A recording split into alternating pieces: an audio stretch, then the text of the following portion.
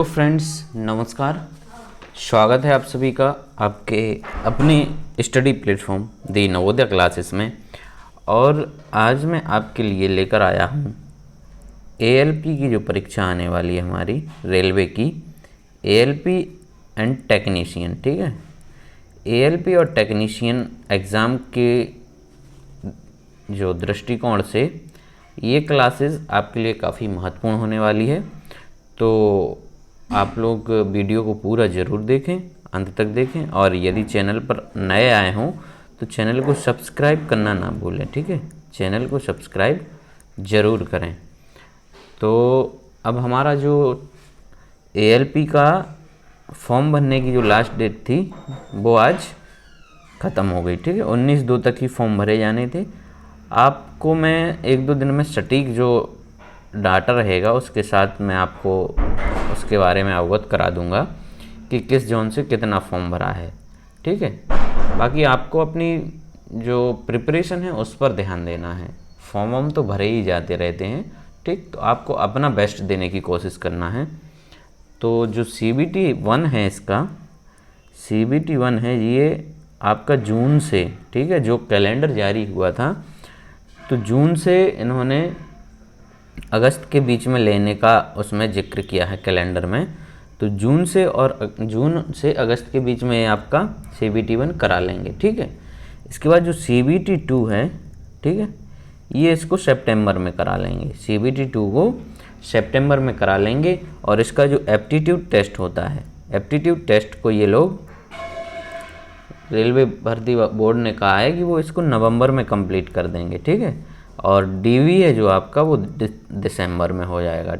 ठीक, तो ये इसका अब एक उन्होंने कैलेंडर जारी करके बताया है। तो हमें अब तैयारी में लग जाना। हमारे पास जून को देखा जाए तो अब हमारा फरवरी निकल गया, मार्च, अप्रैल, मई, ठीक है, करीब करीब 3 महीने हैं। ठीक है, पूरे 3 महीने हैं। तो अब हमें इसमें अपना पूरा बेस्ट देने की कोशिश करनी है। चलिए शुरू करते हैं और हम लेते हैं। हमारा आज का पहला प्रश्न है कि प्रशीतन की अवशोषण प्रणाली सामान्यतः निम्न में से किस प्रशीतक का प्रयोग करता है। ठीक है, प्रशीतन मतलब रेफ्रिजरेशन। ठीक, रेफ्रिजरेशन। अच्छा, रेफ्रिजरेशन होता क्या है? रेफ्रिजरेशन कोई भी पदार्थ हो, ठीक है, कोई भी पदार्थ हो, उसका जो एटमॉस्फेरिक टेम्परेचर होता है, ठीक, एटमॉस्फेरिक टेम्परेचर होता है, उस टेम्परेचर से डाउन उसका हमें टेम्परेचर को उसका उसके नीचे जो लाते हैं तो वो हमारा कहलाता है रेफ्रिजरेशन। ठीक, तो ये कह रहे हैं कि प्रशीतन की जो अवशोषण प्रणाली सामान्यतः निम्न में से किस प्रतिशत का प्रयोग करते हैं। इसमें ऑप्शन ए है हमारा फ्रेयॉन 11, फ्रेयॉन 22 और कार्बन डाइऑक्साइड और अमोनिया NH3। तो इसका जो हमारा राइट आंसर है वो है दोस्तों डी, ठीक, अमोनिया। ठीक, अमोनिया जो है इसका प्रयोग हम लोग इसमें करते हैं। ठीक, अच्छा, अमोनिया के जो कुछ और भी प्रयोग हैं और कहाँ कहाँ हम लोग अमोनिया का प्रयोग करते हैं। और अमोनिया का जो प्रयोग है वो होता है बर्फ़ बनाने में। ठीक है, बर्फ़ बनाने में। इसके अलावा होता है उर्वरक बनाने में। ठीक, उर्वरक बनाने में भी अमोनिया का प्रयोग करते हैं हम। नाइट्रिक अम्ल बनाने में, यूरिया बनाने में भी करते हैं। ठीक, नेक्स्ट दूसरा है कि किसी पदार्थ का विशिष्ट प्रतिरोध निर्भर करता है। ठीक, ये कह रहा है कि किसी पदार्थ का विशिष्ट प्रतिरोध यानी रेजिस्टेंस। ठीक, रेजिस्टेंस, ये कह रहा है ये किस चीज़ पर निर्भर करता है। ऑप्शन ए इसकी लंबाई पर, बी इसके अनुप्रस्थ काट क्षेत्रफल पर, सी इसके पदार्थ के प्रकार पर और डी इनमें से सभी। तो दोस्तों इसका जो राइट आंसर है वो होगा हमारा सी, पदार्थ के प्रकार पर। रेजिस्टेंस जो डिपेंड करता है वो किस पर करता है? पदार्थ के प्रकार पर। तो राइट आंसर क्या हो जाएगा हमारा? राइट आंसर हो जाएगा सी। नेक्स्ट थर्ड क्वेश्चन है कि प्रतिदिन 8 घंटे जलाने पर 100 वाट के 10 लैंपों की मासिक खपत क्या होगी। ठीक, तो हमारा जो मासिक खपत निकालते हैं, यूनिट निकालते हैं, कैसे निकालते हैं, प्रतिदिन कितने घंटे चल रहे हैं, 8 घंटे ये हमारे चल रहे हैं, 100 वाट का बल्ब है। ठीक, कितने हैं, 10, और मासिक यानी 30 दिन, 10 लैंप हैं। इसको डिवाइड करेंगे हम लोग 1000 से, इसको काट देंगे तो 0 0 0 0 और ये कैंसिल, तो 8 दशारम 80 और 8 तिया 24 यानी 240। तो 240 जो इसका यूनिट आया है, ठीक, इसका राइट आंसर हो जाएगा ऑप्शन नंबर ए। क्या होगा right answer, option number A 240। Next, फिर हमारा क्वेश्चन कि 5 किलोग्राम वजन का एक लकड़ी का टुकड़ा जल के भीतर उसके आयतन का 60% डुबोकर तैरता है, तो लकड़ी का विशिष्ट गुरुत्व है। ठीक, इसमें लकड़ी का क्या बताना है, विशिष्ट गुरुत्व बताना है। तो हमारा यहाँ पे जो लकड़ी का हमने माना कि वॉल्यूम क्या हो गया, v हो गया। ठीक, वॉल्यूम क्या हो गया, v, तो v इंटू डी इंटू जी, ये विशिष्ट गुरुत्व निकालने का ये फॉर्मूला है। ठीक है, तो 60% डुबोकर तैरता है। ठीक है, 60% डुबो रहा है यानी 0.6 वॉल्यूम का, ठीक, इंटू 1 इंटू जी, तो यहाँ से क्या निकल के आ रहा, डी विशिष्ट गुरुत्व बराबर हमारा 0.6, बी वाला ऑप्शन राइट आंसर क्या हो गया, बी। नेक्स्ट, फिर है कि 1000 वाट बराबर है, कितने के बराबर है, 1000 वाट। ऑप्शन ए 1 अश्वशक्ति, बी 1.341 अश्वशक्ति, सी 1.541 अश्वशक्ति और डी है 1.741 अश्वशक्ति। ठीक, यहाँ पे ये अश्वशक्ति मतलब हॉर्स पावर, क्या दिया है ये, हॉर्स पावर। तो हमारा 746 वाट जो होता है वो कितना होता है, 1 हॉर्स पावर के बराबर। ठीक, 746 वाट कितना होता है, 1 हॉर्स पावर के बराबर। ठीक, तो 1 वाट कितना होगा, 1/746। अब हमें यहाँ पे निकालना है 1000 वाट की वैल्यू, किसकी निकालनी है, 1000 वाट की। तो 1000 वाट किसके कितने के बराबर आएगा, ये होगा हमारा 1000/746। ठीक, हॉर्स पावर निकालना है, तो इसका आंसर निकलेगा हमारा 1.34। ठीक, बी वाला राइट आंसर क्या हो गया, B, option number B. Next, फिर है कि एक ट्रांसफार्मर कार्य करता है। ठीक, ये कह रहे ट्रांसफार्मर है जो वो किस सिद्धांत पर कार्य करता है, कौन सी प्रिंसिपल पर कार्य करता है, ए स्वप्रेरण के सिद्धांत पर, बी अन्योन प्रेरण के सिद्धांत पर, सी भंवर धारा के सिद्धांत पर और डी है चुंबकीय प्रेरण के सिद्धांत पर। तो जो ट्रांसफार्मर है दोस्तों वो हमारा काम करता है किस पे, ये करता है म्यूचुअल इंडक्शन पर। ठीक है, म्यूचुअल इंडक्शन पर। अच्छा, म्यूचुअल जो इंडक्शन है उसको हिंदी में हम कहते हैं अन्योन प्रेरण। ठीक है, क्या कहते हैं, अन्योन प्रेरण। तो राइट आंसर क्या हो गया, बी। चलिए नेक्स्ट, फिर है कि घरेलू फ्यूज तार का होता है। घरेलू जो फ्यूज होता है हमारा, घरेलू फ्यूज लगा रहता है, फ्यूज वाला तार, वो कह रहे हैं उसमें क्या होता है, ऑप्शन ए अति उच्च गलनांक, बी निम्न गलनांक, सी उच्च गलनांक और डी इनमें से कोई नहीं। तो जो घरेलू फ्यूज का तार होता है उसका होता है निम्न गलनांक। ठीक है, क्या होता है, निम्न गलनांक होता है इसका, और हाई रेजिस्टेंस होता है। क्या होता है, high resistance. Low melting point और हाई रेजिस्टेंस एक अच्छे फ्यूज के गुण होते हैं। तो राइट आंसर यहाँ पे हो गया हमारा क्या, बी वाला। ठीक, राइट आंसर बी हो गया। चलिए नेक्स्ट, फिर क्वेश्चन की निम्नलिखित तत्वों में से किसका लवण पटाखों में लवण उत्पादन करता है। निम्नलिखित तत्वों में से किसका लवण पटाखों में लवण उत्पन्न करता है। ऑप्शन ए जस्ता एवं गंधक, बी पोटेशियम एवं पारा, सी स्ट्रोंशियम एवं बेरियम और डी क्रोमियम एवं निकेल। तो यहाँ पे जो राइट आंसर है वो है हमारा स्ट्रोंशियम एवं बेरियम। क्या है? ठीक है, बेरियम से जो होता है हमें उजला हरा रंग दिखता है, उजला हरा रंग, ठीक, आतिशबाजी में। और जो स्ट्रोंशियम है, ठीक है, स्ट्रोंशियम है ये उसमें क्या करता है, स्ट्रोंशियम से हमें रेड कलर दिखता है। कौन सा? लाल वाला, रेड कलर। चलिए नेक्स्ट, मानव शरीर के किस अंग में यूरिया का निर्माण होता है?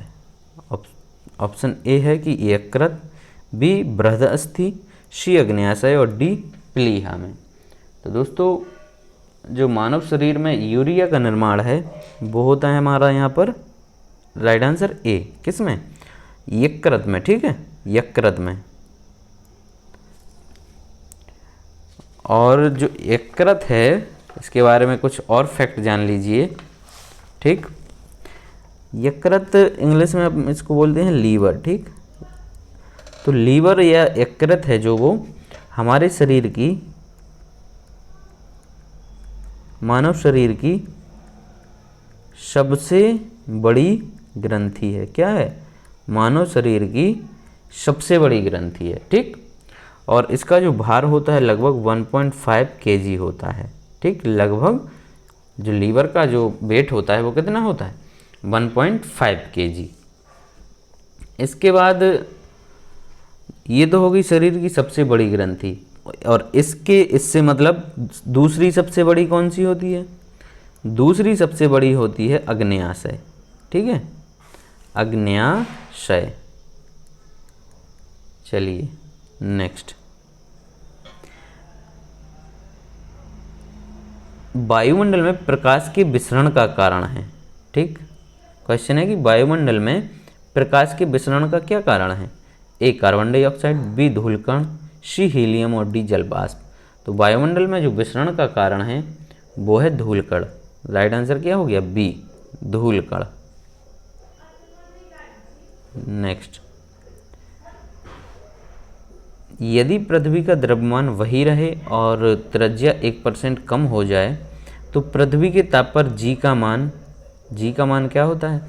ठीक, तो आप लोगों को ये याद रखना कि यदि ये वाला क्वेश्चन ऐसा दिखे आपको कि यदि पृथ्वी का द्रव्यमान वही रहे और त्रिज्या कितनी कह रहे हैं, उसकी रेडियस को ये 1% रिड्यूस कर रहे हैं, कम कर रहे हैं, तो जी का मान क्या होगा? तो जी का मान 2% बढ़ जाएगा। राइट आंसर क्या होगा? बी। नेक्स्ट, 12वां है कि निम्न में से कौन सा कथन सही नहीं है? ऑप्शन ए कह रहे हैं कि ताप के बढ़ने पर वायु में ध्वनि का वेग बढ़ता है। सही है। फिर वायु में ध्वनि वेग दाब पर निर्भर नहीं करता है। वायु में ध्वनि वेग है जो वो दाब पर निर्भर नहीं करता है। ये भी सही है। आर्द्रता के बढ़ने पर वायु में ध्वनि वेग कम हो जाता है। ये गलत है, ये गलत है। आर्द्रता के बढ़ने पर वायु में ध्वनि वेग कम नहीं होता बल्कि बढ़ जाता है। ठीक है तो हमारा कौन सा हो गया यहाँ पर? Option number C. Right answer क्या हो जाएगा? Option number C. चलिए नेक्स्ट, प्रकाश रासायनिक धूम्र कोहरे के बनने के समय निम्न में से कौन सी गैस उत्पन्न होती है? Option A hydrogen, option B nitrogen oxide, option C ozone और ऑप्शन डी मीथेन।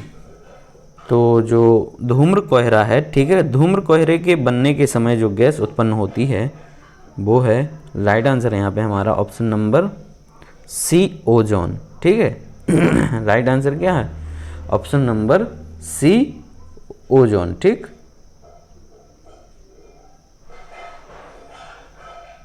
चलिए नेक्स्ट है,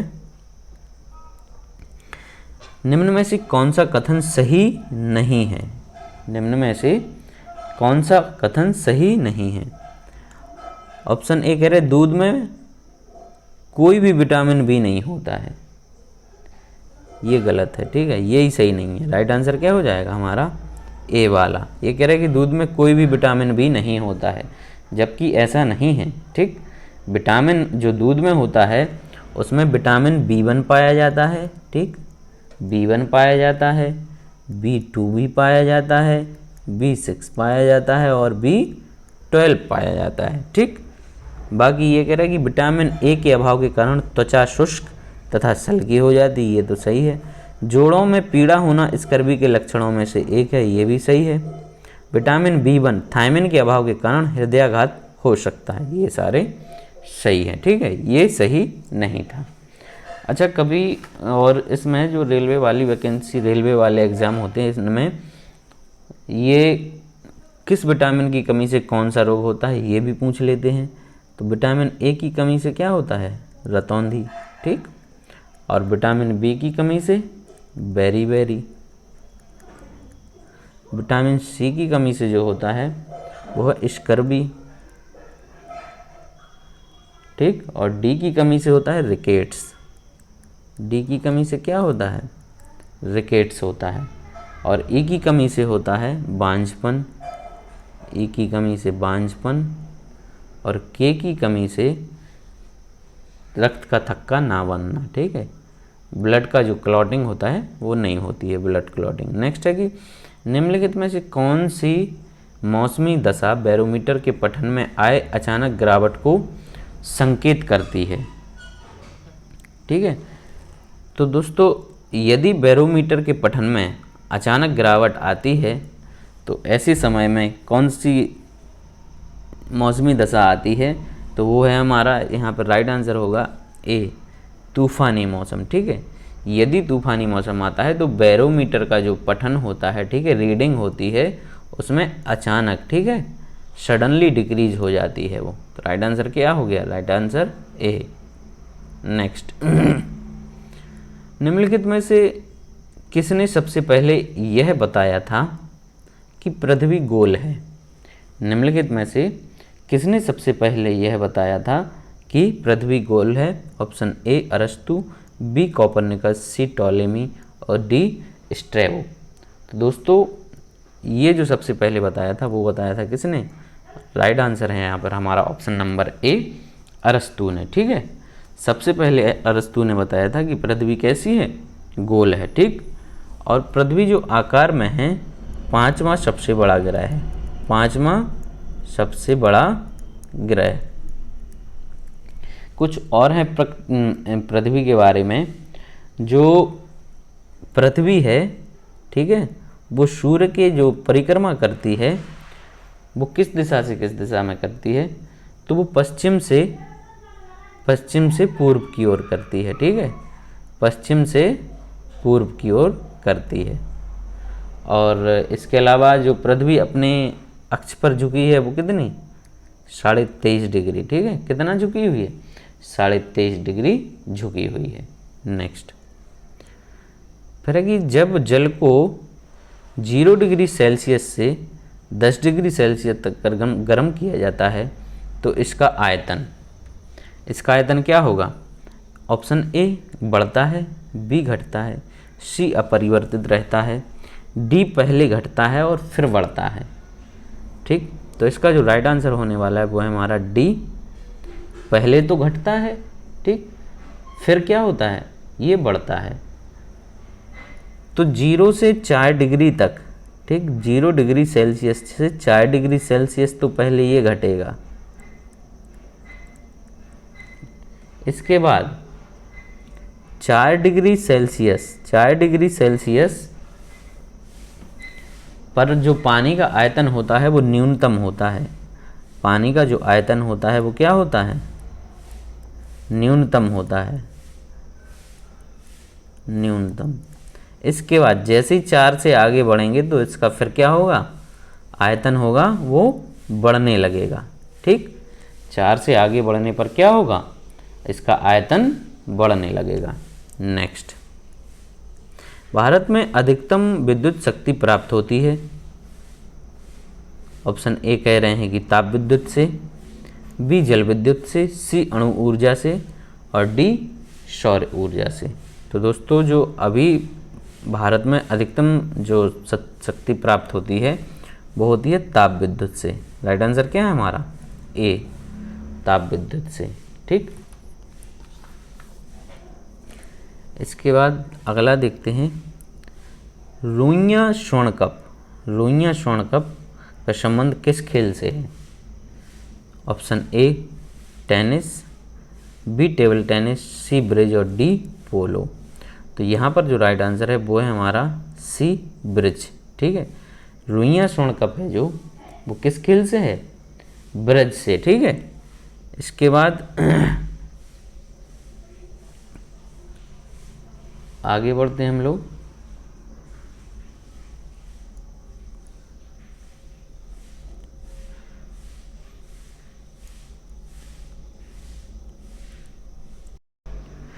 क्वेश्चन है कि यदि एक तरंग, ठीक है, वेव की आवृत्ति फ्रीक्वेंसी बढ़ती है तो इसकी जो तरंग दैर्घ्य वेवलेंथ पर क्या असर होता है? यदि फ्रीक्वेंसी बढ़ेगी, ऑप्शन ए यह बढ़ जाता है, बी यह एक समान रहता है, सी यह घट जाता है और डी दोनों के बीच कोई संबंध नहीं है।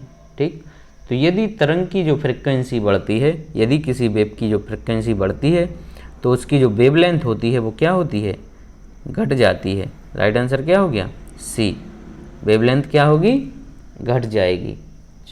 चलिए नेक्स्ट है, निम्नलिखित में से कौन सा एक कोशिकीय जीव का उदाहरण है? ठीक है, एक कोशिकीय जीव का हमें उदाहरण बताना है। ऑप्शन ए प्रोटोजोआ, बी एंथ्रोपोड्स, सी एकिनोडर्म्स और डी एनेलिड्स। तो जो एक कोशिकीय जीव है इसमें वो है हमारा ऑप्शन नंबर ए प्रोटोजोआ। ठीक है, कौन सा है? Option number A protozoa. इनके जो जीव द्रव्य में एक या अनेक केंद्रक पाए जाते हैं। ठीक है, इनमें एक या एक से अधिक केंद्रक पाए जाते हैं।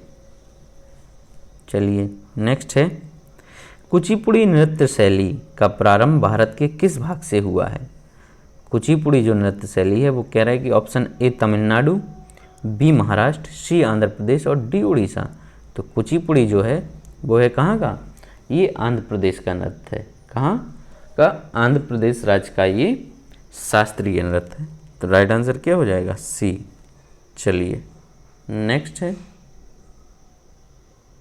अच्छा इसमें तमिलनाडु का ये भी देख लीजिए। तमिलनाडु का जो फेमस है वो है भरतनाट्यम। ठीक है, क्या है? भरतनाट्यम। ये कुछ फैक्ट्स हैं। ठीक, महाराष्ट्र का जो फेमस है वो है हमारा, एक तो तमाशा होता है वहाँ पर, ठीक, और एक लावड़ी, लावड़ी भी होता है। चलिए नेक्स्ट है कि थर्मोस्कोप का आविष्कारक किसे माना जाता है? थर्मोस्कोप का आविष्कारक किसे माना जाता है? Option A Galileo, option A Galileo Galilei, B Copernicus, C है हमारा यहाँ पर आइजक न्यूटन और डी जे केपलर। तो जो थर्मोस्कोप का आविष्कार है वो किया था किसने? Option number A Galileo Galilei ने। ठीक है, किसने किया था? गैलीलियो गैलीली ने 1593 ईस्वी में। कब किया था? 1593 ईस्वी में। ठीक, कोपरनिकस ने की थी सौरमंडल की खोज। कोपरनिकस ने सौरमंडल की खोज की थी, ये की थी इन्होंने 1540 में।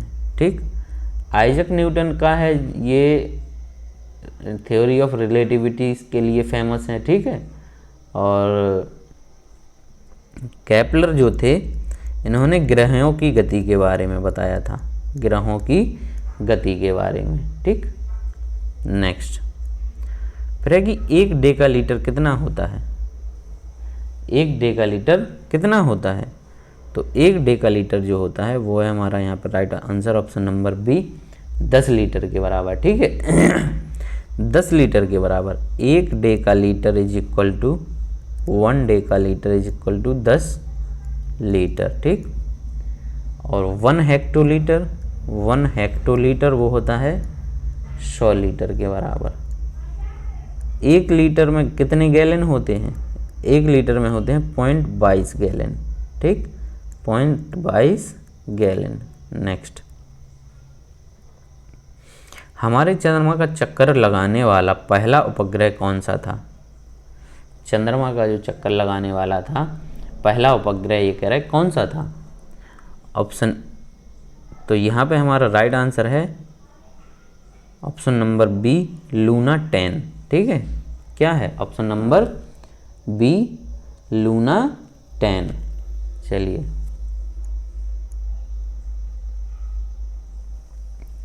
अगला है कि प्राचीन काल के जानवरों, पौधों एवं अन्य जीवों के संरक्षित अवशेषों या चिन्हों के अध्ययन का विज्ञान कहलाता है।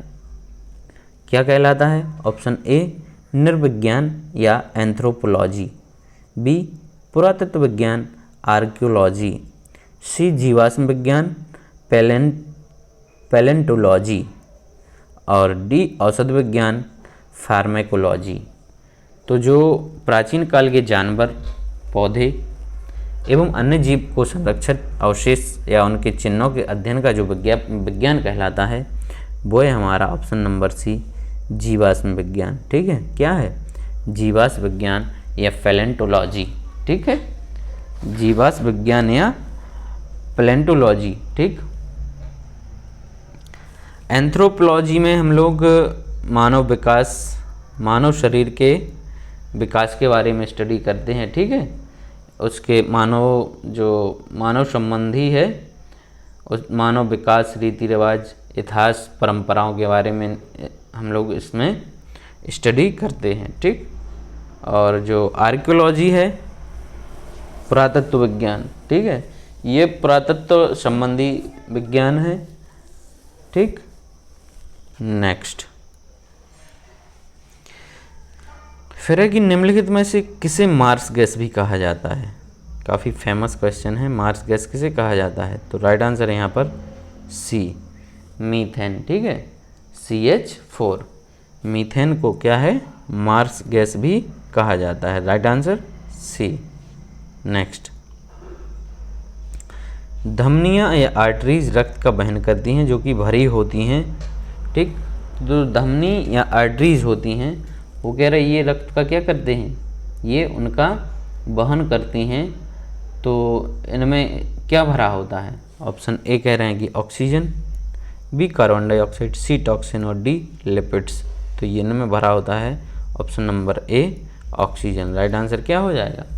ए, ऑक्सीजन। ठीक,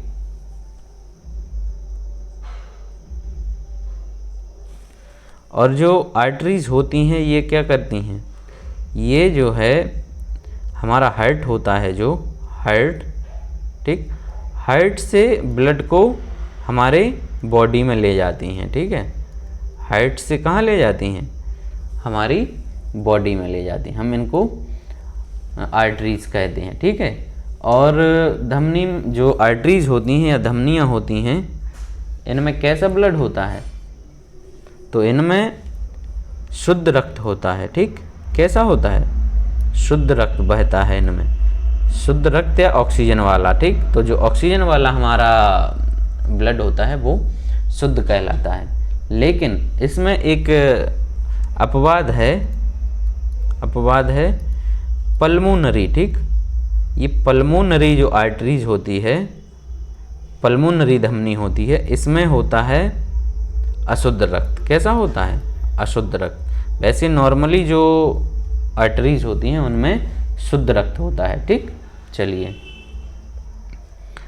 नेक्स्ट है, हमारी आंखों में लेंस का काम है। हमारी जो आंखें हैं उसमें लेंस का क्या काम है? ऑप्शन ए कह रहे हैं आंखों को ढकना, बी, मस्तिष्क को छवियों के संदेश भेजना, सी, आंख की फोकस दूरी को बदलना, और डी, चोट से आंख की रक्षा करना। तो जो आंखों के लेंस होते हैं उनका काम होता है, राइट आंसर होगा यहाँ पर सी, आंखों की फोकस दूरी को बदलना। ठीक है, क्या होगा? राइट आंसर सी, आंखों की फोकस दूरी को बदलना। लेंस दो टाइप के होते हैं, उत्तल लेंस और अवतल लेंस। ठीक है, लेंस के कितने टाइप होते हैं? उत्तल लेंस होता है और अवतल लेंस होता है। ठीक, और जो हमारी दृष्टि है वो न्यूनतम होती है 25 सेंटीमीटर। मानव आँख की जो दृष्टि है कितनी है? न्यूनतम है 25 सेंटीमीटर। ठीक है, चलिए नेक्स्ट है, किसी तत्व का परमाणु भार, ठीक, एटॉमिक वेट ज्ञात करने के लिए निम्नलिखित में से किसके साथ उस तत्व के परमाणु भार या एटॉमिक वेट की तुलना की जाती है? तो किसी तत्व का जो परमाणु भार हमें ज्ञात करना है तो उसके लिए राइट आंसर होगा हमारा यहाँ पर सी। क्या होगा राइट आंसर? सी। हाइड्रोजन के साथ उस तत्व के परमाणु के भार की तुलना की जाती है। ठीक, तो आई होप कि आप लोगों को वीडियो अच्छा लगा होगा। यदि अच्छा लगा है तो अपने दोस्तों में इसको धड़ाधड़ शेयर करें, साथ ही लाइक करें और चैनल को सब्सक्राइब करें। Thank you.